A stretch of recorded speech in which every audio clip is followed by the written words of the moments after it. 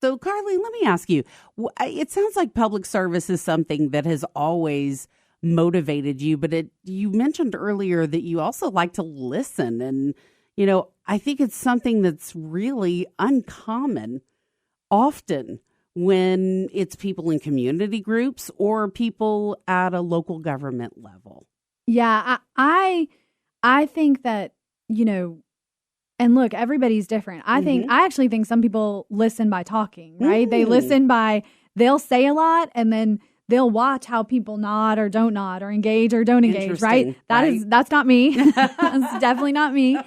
But I really believe that, like I said before, so many of the people in Lafayette want just this vibrant, wonderful community. We all have a lot of different ideas of how we get there, but we want kind of the same thing. We want a place that, feels like home for all of us, that retains our culture, that, keeps our crawfish boils on Saturday and Sundays, that keeps our music festivals and our food festivals and everything else, that, has our kids wanting to move back here after they, whether they go away to college or whatever they do.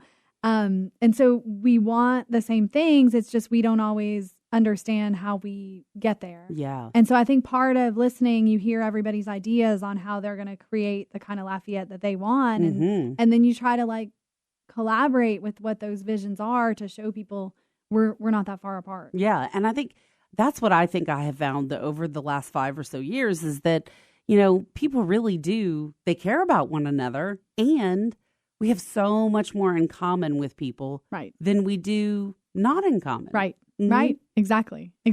So if that is part of the vision for Lafayette and that is what you kind of see going forward for all of us, how do you think you can motivate people who maybe are kind of on the sidelines and they don't really know how to get involved? Well, I think, one of the things that I try to do, because I've had people reach out just through friends of friends that say I want to be involved, but I don't know how. And so I try to just, when that happens, I try to talk to people first kind of one-on-one, right? And say what do you care about, right? What do you care about? And then when you learn what people care about, then you can learn how they might want to get involved. So someone who is really passionate about music, well, then maybe you introduce them to folks that they know that are involved with the festival, one of the festivals. If they're really passionate about food, there are food groups in town. If they are, a developer and they're passionate about development issues, whether, you get them involved with the entities in town that have to do with development.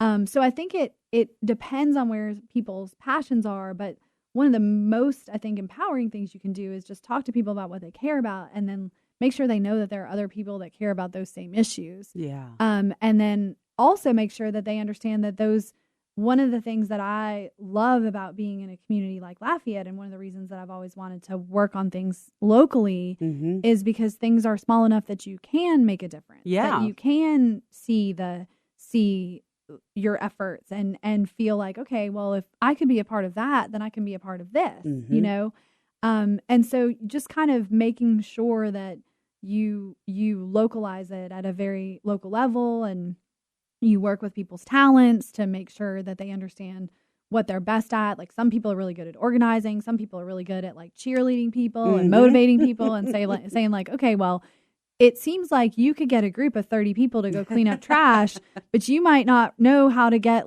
the bags and the gloves and the grabbers that they need. So let's talk about that. How are we going to do that? So, but just always talking to people about how they can be involved, I think is, whether you're doing that on a one-on-one basis or in a group of 30 people or 300 people, just always kind of setting the expectation that that's what you want from other people. And then it also means that you have to be open to, people's criticisms and to hearing what people don't like about the way you do things. And, that's just part of it. If you're going to put yourself out there, you're going to have to open now, right? Open to the public for all their thoughts and feelings. Right. And, right. Yeah. So It's You'll just be part ready of for it. Part of it. Yeah. Yeah. Yeah. So as we wrap up with Carlee Alm-Labar, if people are listening to this and they Yes. do want to find out Yes. more, Yes. where do they go? So we have a website, Mhm. Carlee for Lafayette, and Mhm. that's also our Facebook page. I encourage people to reach out. There's a way that you can sign up to volunteer. Mhm. You can message our Facebook page for more information. I would love to do meets and greets and things like that if people want to get to know me or have questions for me. As the campaign goes on, we'll put more of the platform out there and things like that. There's a lot of issues, as a former planning director, there's a lot of issues that I'm pretty up to speed on, but then there's issues that I have a lot of work left to do. So Sure, a lot of folks that I'm still trying to talk to and understand the variety of perspectives. So, but I'm open to meeting with any and all groups and would love the opportunity. Carlee Alm-Labar, thank you for the Thank time you. to get to Appreciate know you a it. little bit It's been better great. today. Yes, it has.